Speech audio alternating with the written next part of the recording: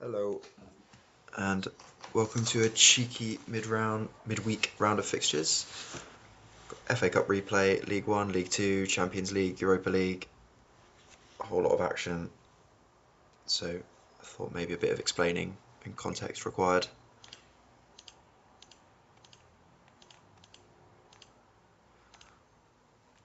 Also, I can't be bothered to work, so I'm taking 40 minutes off.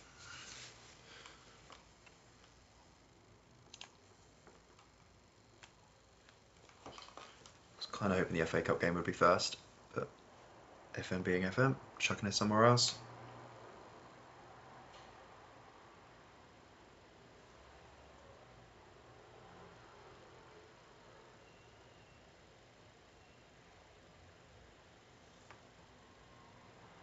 These were two teams that were actually kind of inverted table-wise not so long ago. It was Harry on the periphery of the playoffs, and Craig, I think, was the worst performing drafter at one point. Now he's very much in the playoff picture, and Harry's been in free fall ever since. Ever since these two did their exciting, crazy, clever, tactical, panicked trade, whatever you want to call it, which saw Harry give up both MATTch and Dennis Bergkamp in exchange for Gerrard, who's playing at right wing back, and Fernando Torres, who's either injured or been dropped for Defoe. So I think it's clear to see which one's working better. I think the biggest problem for Harry hasn't been the loss of Bergkamp, it's been the loss of his goalkeeper in relative terms, because it's seen either Gaeta or Mr. Pyjamas in net.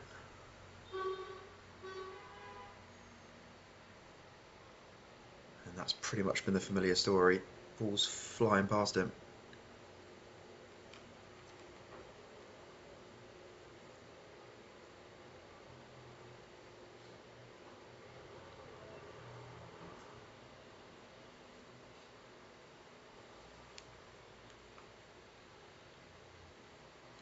There's a cheeky weekend run out, I should say, for Matt Holland, who I think was on the cusp of getting man of the match in his game against Arsened.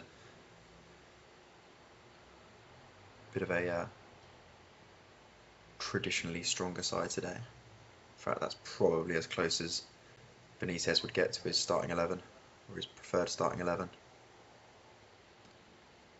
Wenger, meanwhile, seems to have reverted back to this wing-back formation that he had last year and that didn't work then either, just to get Jamie Redknapp in the team, which, while Redknapp is very good, it has forced Gerrard to right wing-back, which I don't think is ideal.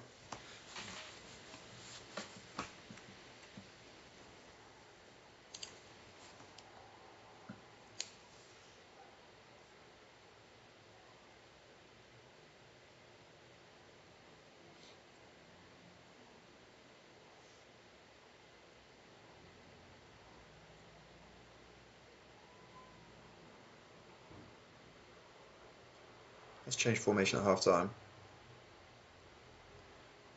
So that was the formation he started the season with, to pretty decent effect. It looks great on paper. If you chuck Fernando Torres up front as well.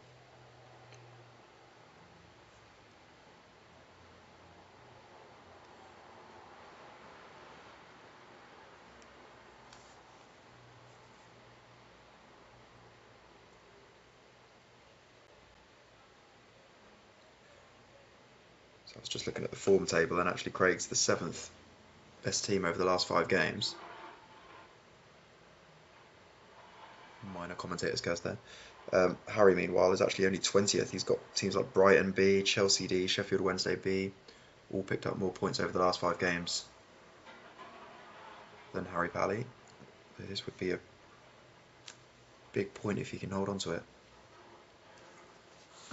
Obviously relegation is very unlikely considering those lesser sides, but we could stay competitive from a playoff perspective for as long as possible in the season. So we're all in it. All in that hunt.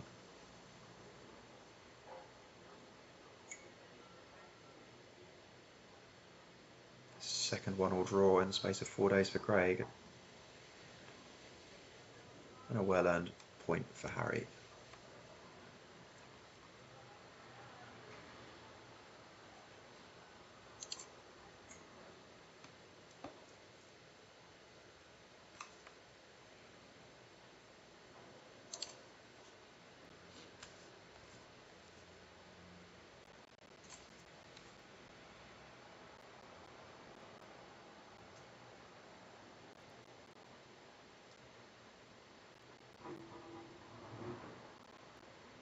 Two teams coming off the back of decent weekend wins, and like everyone else, within touching distance of the playoffs. Lawrence actually sitting just in them at the moment.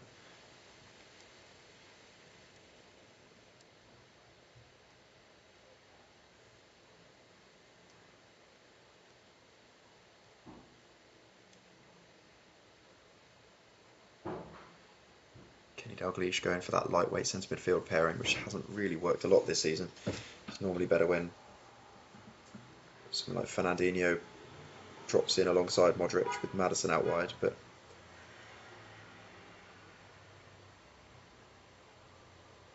other than that, pretty strong lineup.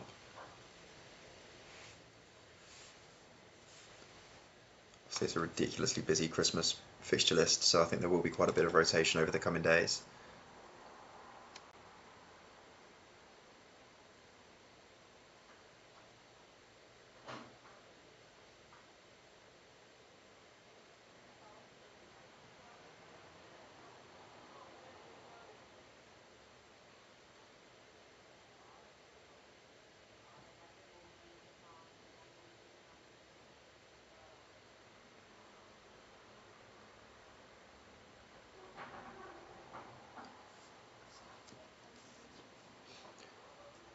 Unlike the real snake, the real life snake, Isak is starting to find a little bit of form for Lawrence after a slow start.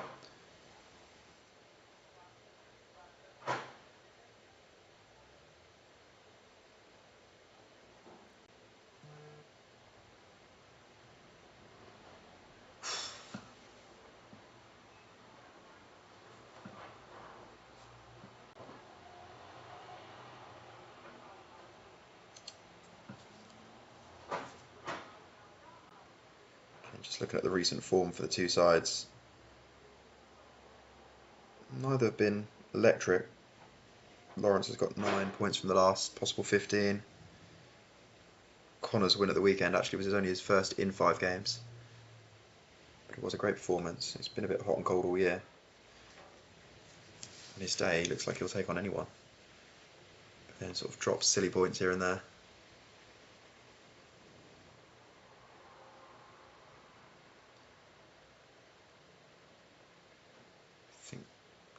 Conceding goals is the issue because he's never going to struggle to score. Shearer, Adebayor, Fowler, all options, but that happens quite a lot.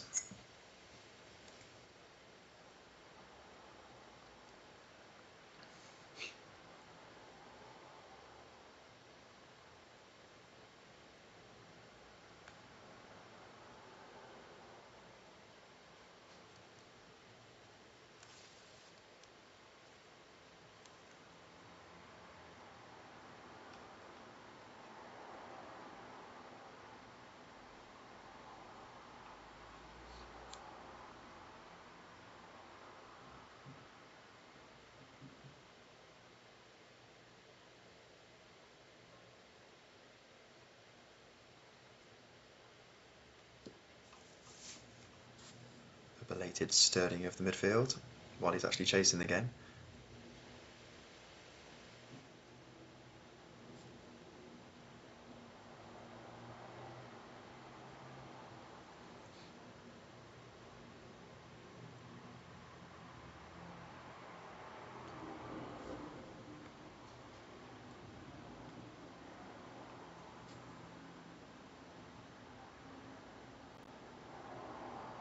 Absolutely impossible to tell who's favourites for promotion or playoffs at the moment. Jazz put himself in the driving seat at the weekend, but the Red Whall, who were going brilliantly, lost 3-0 at home to Leeds UniTodd. Arsened have dropped off recently, I've dropped off recently. Dan City Cal have been inconsistent, but then got a good win against myself at the weekend. Really do hope that this will go down to the wire, as this game is about to do.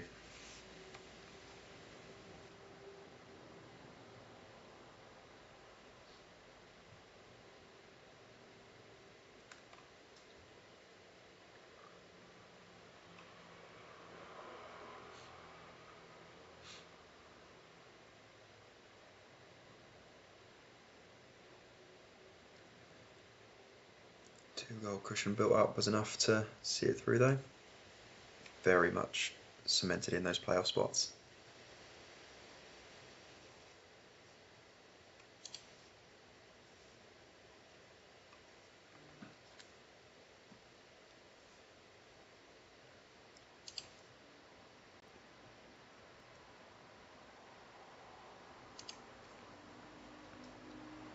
Bouncing up to League One now.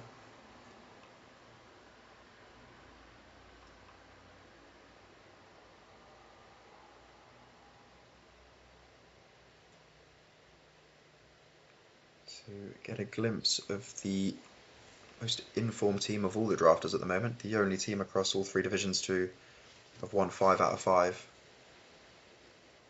in the most recent games.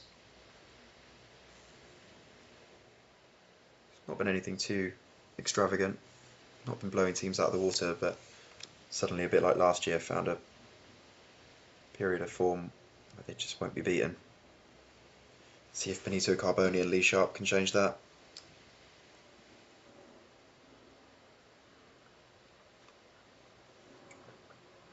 I think Thomas will be happy to see Giroud up front rather than Fatty for a change.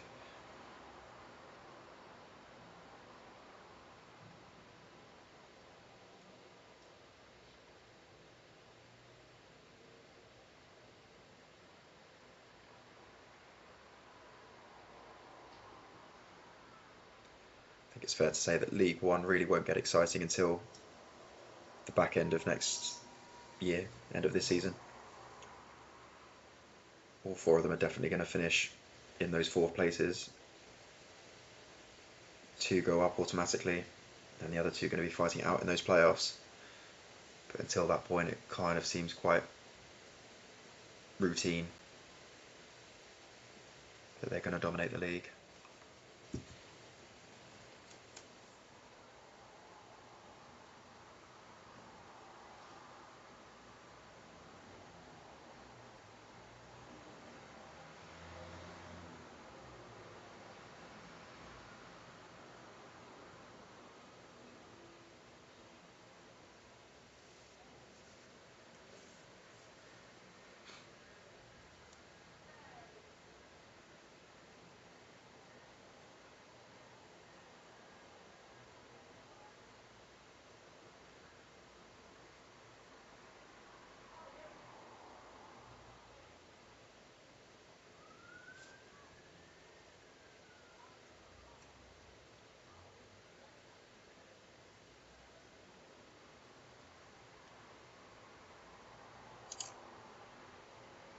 Peter Beagry as well, another great name coming off the bench.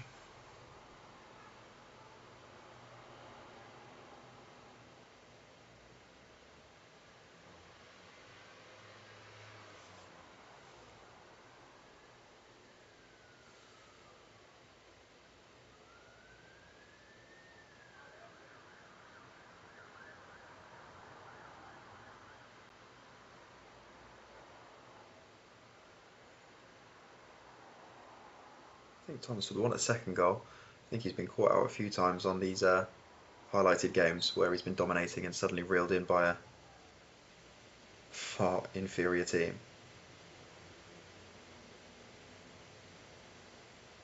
Bear in mind, Bradford haven't had a single shot yet. That would be unlikely, and that's curtains.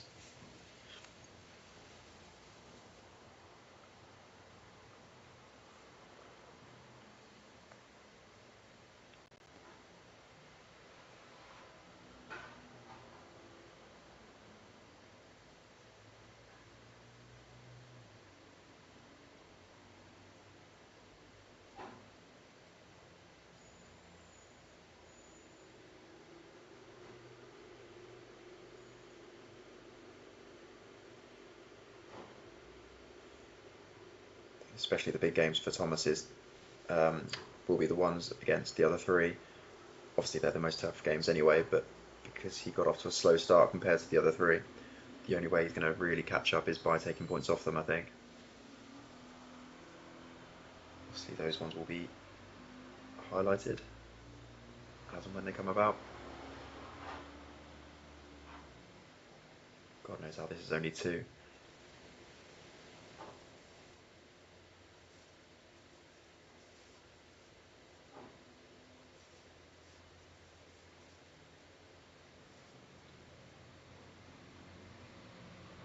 Half the Bradford players have gone down injured. The rest have had to come off at half time because they're knackered.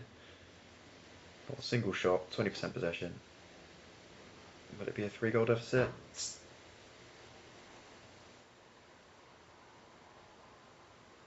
It will.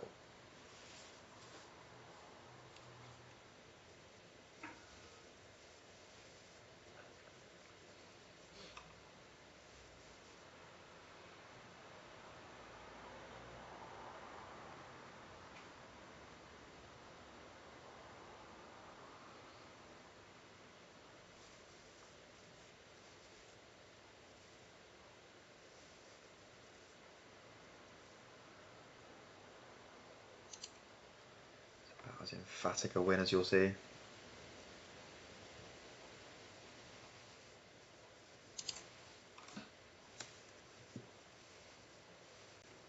Back to League 2 again.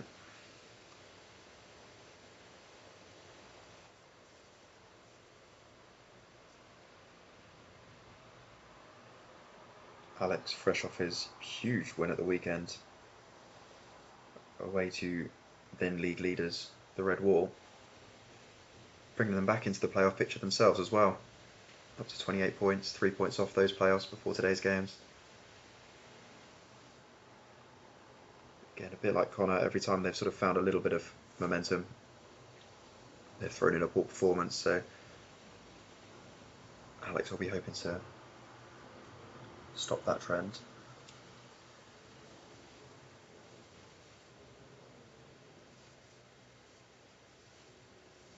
Looked offside, it's not. Nelka, who was so dangerous last year, not really got going yet. It's just his 7th.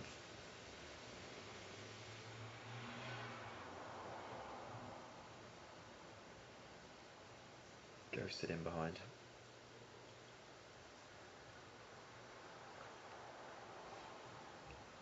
Dan, meanwhile, really struggled to find the form that took him into the playoffs, or sorry, onto the cusp of the playoffs last year. Only missed out on those playoffs on the very final day.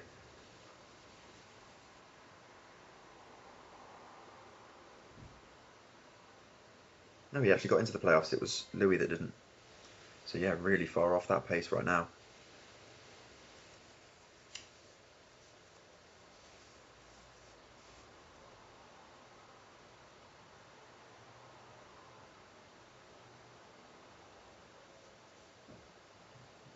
Leeds UniTodd, meanwhile, slight dark horses, a bit like the tractor Bolge. Slow start, but now dark horses for those playoff positions.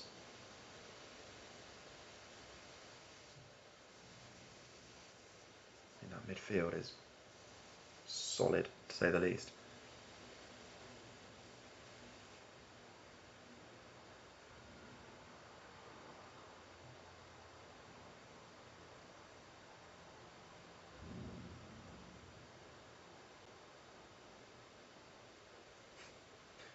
Cracking strike from Wilfred Boomer. Not done a lot defensively. That's where he really comes into his own. What's it?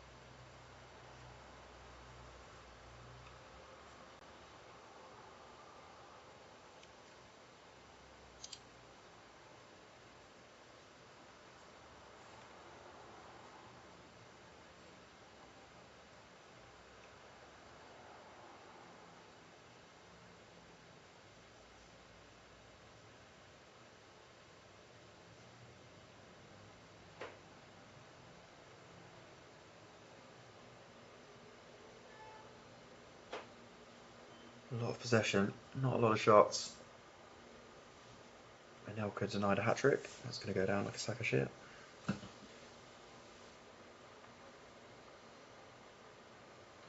It's good to have at least one very bolshy, grumpy player on at any given time, though. Richarlison taking Anelka's place and helping to see out another good win. 2 on the bounce.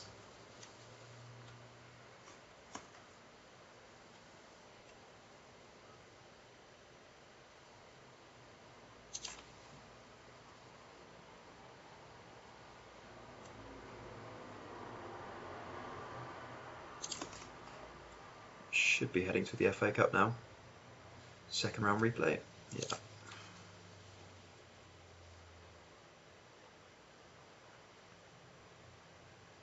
See if Yapstam can make amends for causing this game to happen in the first place.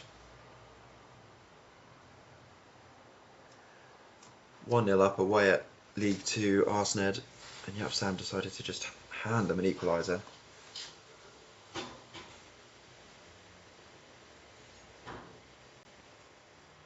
Should have home advantage despite being the National League Prem side in play, but Arsened's form's not been brilliant recently despite having a cracking start to the year.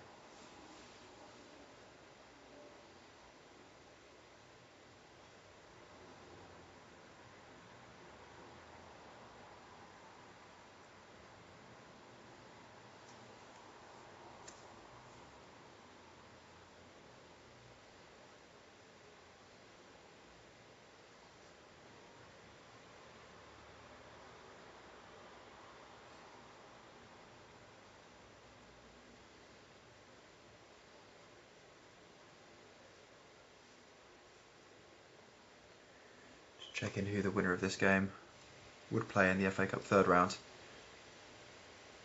Looking like Marshy at the moment. And if that is the case, they'll be away at Crystal Palace B. So, very winnable.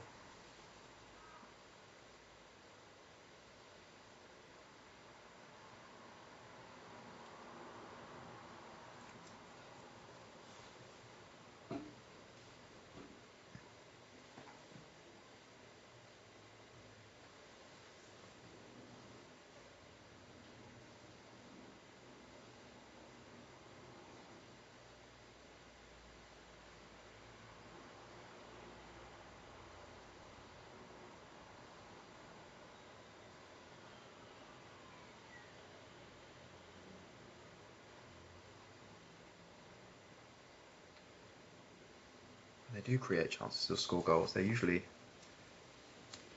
brilliant on the eye. Just few and far between in recent weeks. Yapstam trying to make amends. His meaty bald head.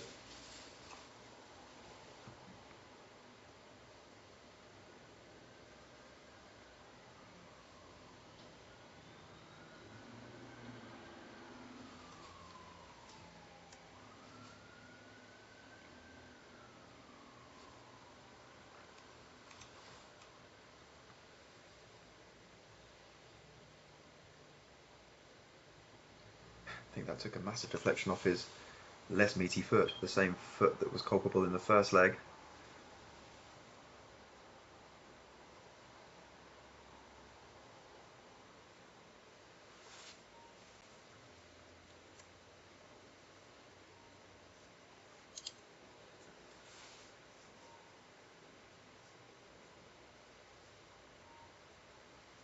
Look at that match momentum graphic.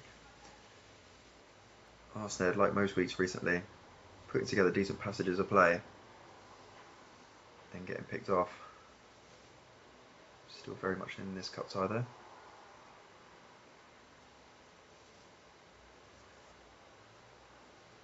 Very in it now.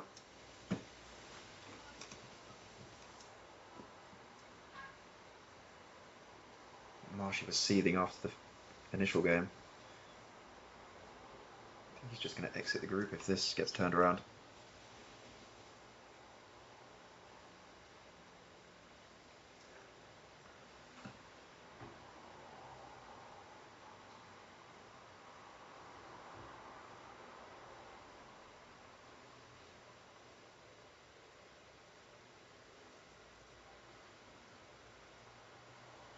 be heading for extra time.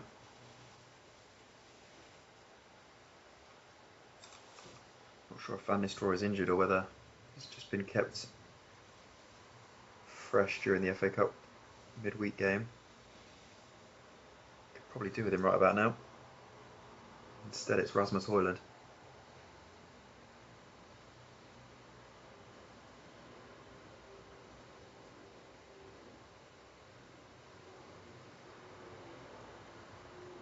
Extra time or no?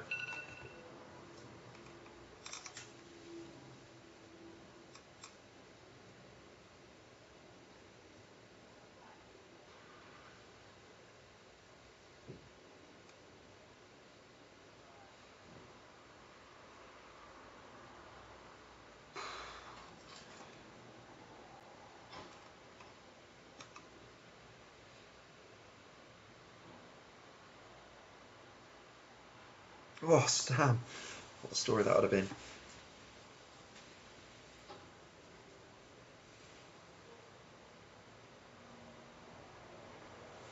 Extra time it is. Which I think during this busy Christmas period both could do without.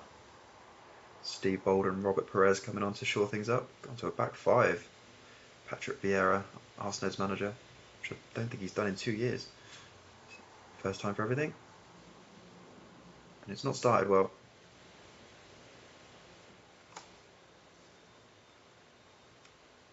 Steve Bold at the grand old age of 112.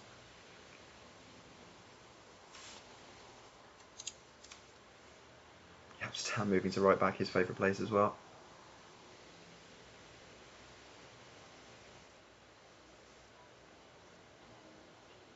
Højlund! Who needs Van Nistelrooy anyway?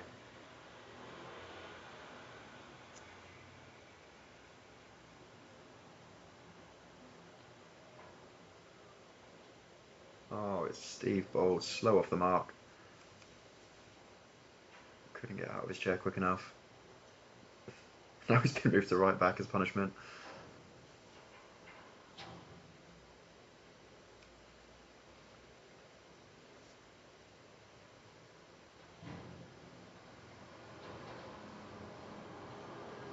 There it is.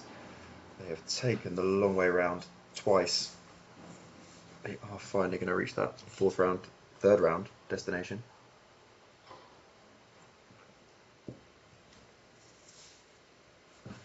So Marsh's already had to play a qualifier as well as the first round. It's been one hell of a journey if they reach the latter stages. But despite throwing it away at the end of the initial tie and throwing it away in this game, they've actually made it look quite comfortable in the end. Steve Bold making an absolutely mammoth contribution, conceding 3 goals in his first 30 minutes of the season.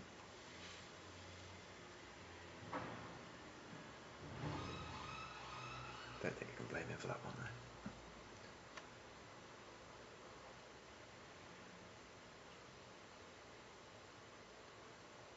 though. Well done, Marshy.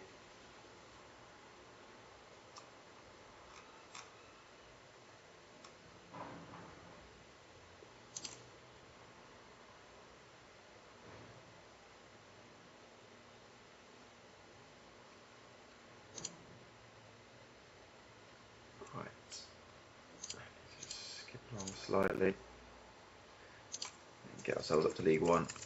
See the other results. Starting off with a nice easy win for Foyverton.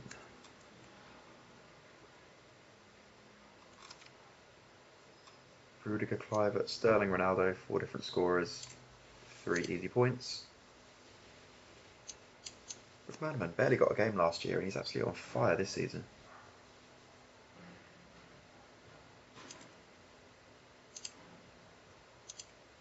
Same result for Levi, who was really upset to see that William Gallas had got injured on Saturday. I then proceeded to tell him he was fine. He's obviously started today and he's got injured again. I think it's time for him to have a little break. Allison's finally got through a whole game for the first time since about August though, which will please him. And Ellister, not quite so convincing, but 3 points nonetheless. Phil Foden again, running right up front. Balotelli's hit a bit of form recently as well. Always nice to see.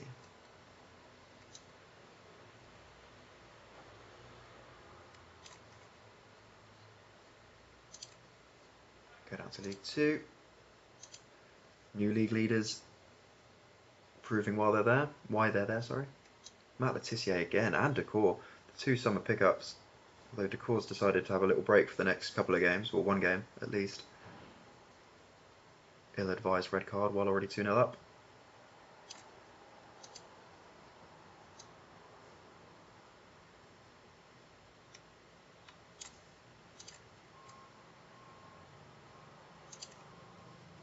Back on track at the Red Whall.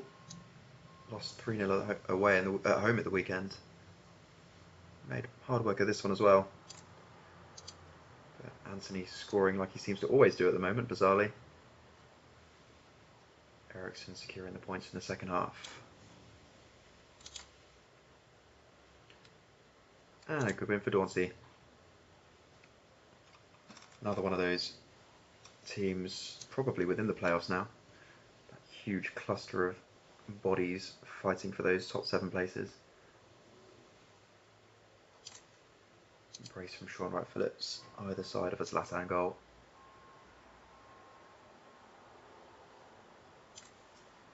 Okay, just check those league tables quickly.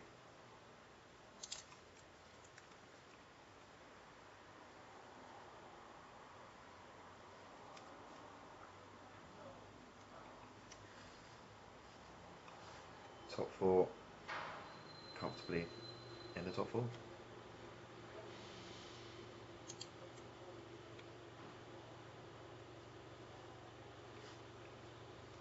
And Dauncey actually, I've underestimated quite how well he's been going in recent weeks. Played a few more games than others, but nicely settled in one of the automatics at the moment. Warringham looked dangerous, Lawrence looks dangerous, played 16 games. And a lurking danger much further down are the Sky Blues, who are actually the second most informed team over the last 5 league games. And have a lot in hand because of their ridiculous Conference League campaign. Speaking of Europe, let's flick over to the Champions League.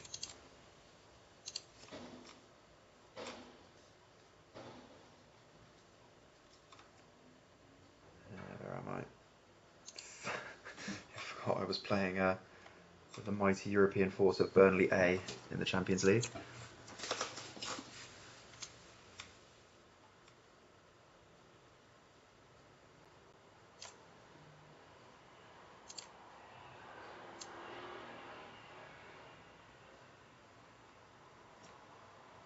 Barnes fulfilling his destiny of being a Champions League goalscorer, and a win for Warringham, a much more impressive one than mine, against an actual European side in Roma. Haaland's back, which is bad news for everyone else because he's been going pretty well without him.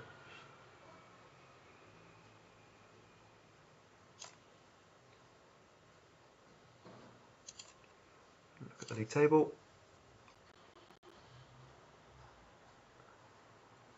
Matt's already secured a playoff place. I've now moved into those top 8 positions after a pretty lame start. Both looking pretty comfortable there, so I try and retain my title.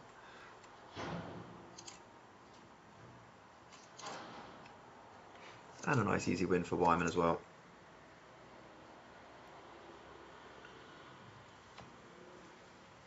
Two for Drogba, one for Morata, and one for a guy I've never heard of. So Alfie Harrison, I think, might be in Newcastle's youth team in real life now.